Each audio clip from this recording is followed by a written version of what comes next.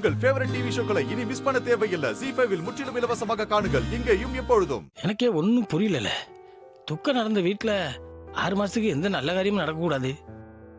ஆனா மாப்பிள்ளை இப்படி வந்து நிக்கிறாரு, எனக்கு ஒண்ணுமே புரியல. இப்போ சாந்தி முகூர்த்தத்துக்கு ஏற்பாடு பண்ணணும்னா அவங்ககிட்டயும் கேட்கணும்ல, மாப்பிள்ளை வீட்டுக்காரங்கிட்டையும் கலந்து பேசி விஷயத்த சொல்லணும்ல. அவங்ககிட்ட சொல்லாம எப்படி செய்ய? இந்த நேரத்துல அவங்களையும் கூப்பிட்டா அந்த பொட்டக்கடலை சித்தப்பாவும் வந்து நிப்பாரு. சிக்கல் அதிகமா தாண்டா ஆக்குவாரு. இப்போ கேத நடந்து 4 நாள் தான் ஆகுது. கொஞ்ச நாளைக்கு இந்த காரியம் செய்யற வரைக்குமாவது எதுவும் செய்யக்கூடாதுன்னு சொல்லுவாவ. சாங்கியன் சடங்குண்டு 1008 விஷயம் இருக்குல்ல. இல்ல ஒரு வேலை பண்ணு ஏத்தா, பாக்கியத்துக்கு ஒரு போனை போட்டு கேள. ஐயோ மாமா, உடனே அம்மா இங்க ஓடி வந்துருவாங்க. இது ரொம்ப பெருசாக்கிடுவாங்க. சண்முகம் சொல்றது கேளு. இன்னைக்கு நிலைமையில இவங்களுக்கு சாந்தி முகூர்த்தம் வைக்க கூடாது. அதுவும் இந்த வீட்டுல வைக்கவே கூடாது. இப்ப என்னதை செய்ய? அவர் எங்க படுக்க வைக்க?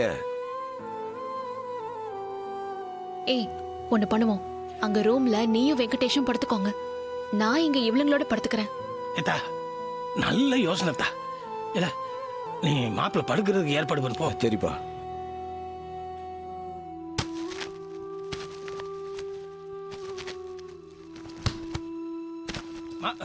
மாப்பிள்ள மாப்பிள்ள, என்ன மாப்பிள்ள என்ன பண்ணிட்டு இருக்கீங்க?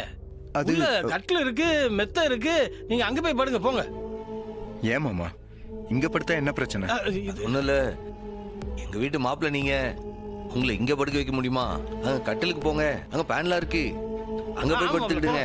ஆமா, அந்த குளிர் கூட வரும்ல, குளு குளு மிஷின் அது கூட இருக்கு போங்க. ஆமா வெங்கடேஷ், சண்முகம் அதே ரூம்ல தான் படுத்துப்பான். போங்க, நீங்களும் அங்கேயே படுத்துக்கோங்க. எனக்கு இந்த குடும்பத்தோட சூழ்நிலை புரியாதுன்னு நினைக்கிறீங்களா? நானும் ரத்னாவும் இதை பத்தி ஏற்கனவே பேசியிருக்கோம். நான் எப்ப ரத்னாவோட பேச ஆரம்பிச்சனோ அப்பவே நானும் இந்த குடும்பத்துல ஒருத்தன் நினைக்க ஆரம்பிச்சிட்டேன். மாமா, தயவு செஞ்சு என்ன இந்த வீட்டு மாப்பிள்ளையாவோ இல்ல வேத்தாளாவோ பார்க்காதீங்க. இவங்கள மாதிரி நானும் இதே குடும்பத்துல பிறந்திருந்தா எப்படி நடத்துவீங்களோ அதே மாதிரி என்னையும் நடத்துங்க மாமா. மாப்பிள்ள, உங்களுக்கு பெரிய மனசு, ஆனா ஊர் தப்பா நினைக்காதா? அது எப்படி தெரியும் மாமா? நானும் நீங்களும் வெளியே போய் சொன்னாதானே மாமா தெரியும். உள்ள நடக்கிறது உள்ளே இருக்கட்டும். எனக்கு இங்க படுக்கிறதா கம்ஃபர்டபுளா இருக்கும் மாமா. தயவு செஞ்சு என்னை யாரும் தடுக்காதீங்க ப்ளீஸ். மாமா கொஞ்சம் தள்ளுங்க. என்னல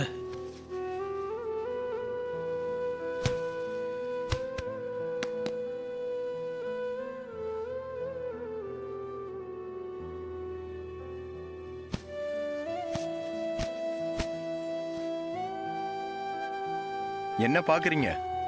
வழக்கம் போல நீங்க போய் படுங்க. எல்லாரும் தூங்கலாமே, லேட் ஆச்சுல. சண்முகம், நான் கூட வெங்கடேஷ் என்னமோ நினைச்சேன். இப்பதான் அவர் எவ்வளவு நல்லவர்னு தெரியுதுடா. அன்னைக்கு ஏதோ கோவத்துல பேசிவிட்டாரு. அவர் நல்லவரா இருக்க போய் தானே ரத்னா அவர் ஆசைப்பட்டதே. அவ கொடுத்து வச்சவள.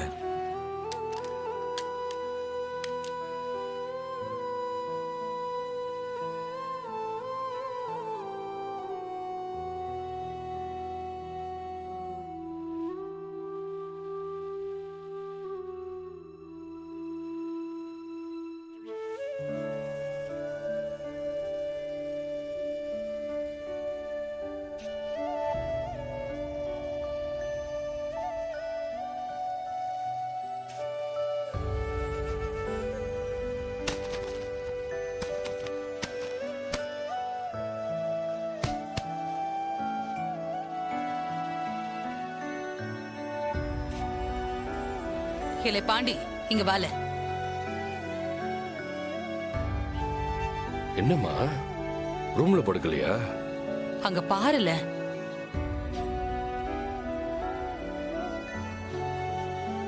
ஆமா, அழுதுகிட்டு இருக்கா. பாவம்ல அவ. மதனி ஞாபகம், பெத்தவள பறி கொடுத்தவ. ஆறுதலா பேச பக்கத்துல அக்கா தங்கச்சிங்க கூட இல்ல. தனியா உட்காந்து எப்படி அழுதுகிட்டு இருக்கா பாரு. நான் வேணா அவளை ஒரு வாரம் அவ வீட்டுல இருந்துட்டு வர சொல்லவா? இலை, அவங்க சொன்னாதான் ஆறுதலா? இந்த வீட்டுல அவளுக்கு நாம தான் ஆறுதலா இருக்கணும். இலை பாவல்ல அவ. யாரு ஆறுதல் சொன்னாலும் அவளோட துக்கம் ஆறாது. நீதாம்ல ஏதாவது நல்லபடியா சொல்லி அவளை தேத்தணும். என்னது? அவளை தேத்தனமா? எதுக்கு? என்னத்துக்கு? ஓ, இது எனக்கும் அம்மாவுக்கும் நடக்கிற பேச்சு. தயவு செஞ்சு நீ தலையிடாத. அவரை விடல, நீ போய் அவ பக்கத்துல உட்காரு. நல்ல விதமா 2 வார்த்தை பேசு. அதுலயே அவ துக்கம் அடங்கிரும்.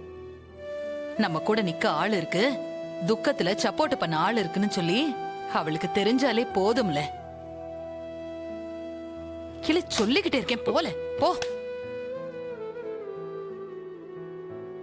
ஏற்கனவே என்னடா இவர் 2 பேத்தையும் சேர்த்து வச்சிடுவாளோன்னு நினைச்சுக்கிட்டு இருந்தேன்.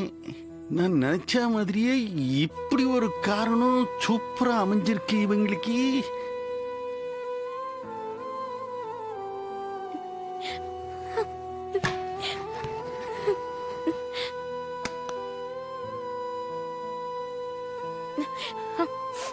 மாமா, என்ன வேணும் மாமா? தண்ணி வேணுமா? இதோ போய் கொண்டாரு. இரு. உட்கார். என்னது? உட்காருன்னு சொல்றான்ல, உட்கார்.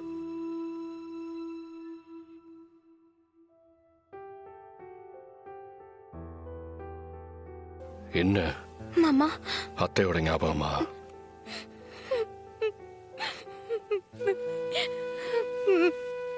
சரி.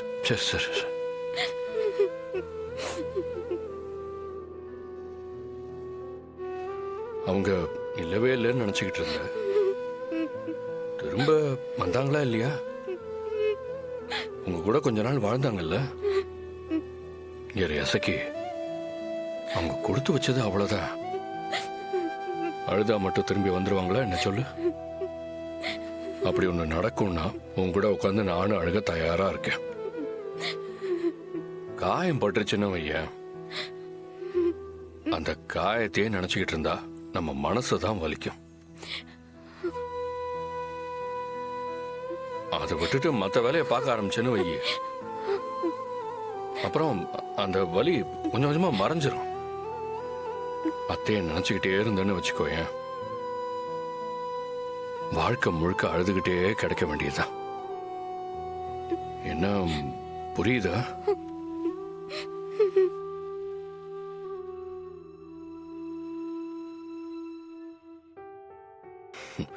இல்ல, உங்க அம்மா எங்கேயும் போகல. 20 வருஷம், சும்மா இல்ல 20 வருஷம் உங்களையே நினைச்சுக்கிட்டு இருந்தவ அவ்வளவு சீக்கிரம் போயிடுவாங்களா என்ன?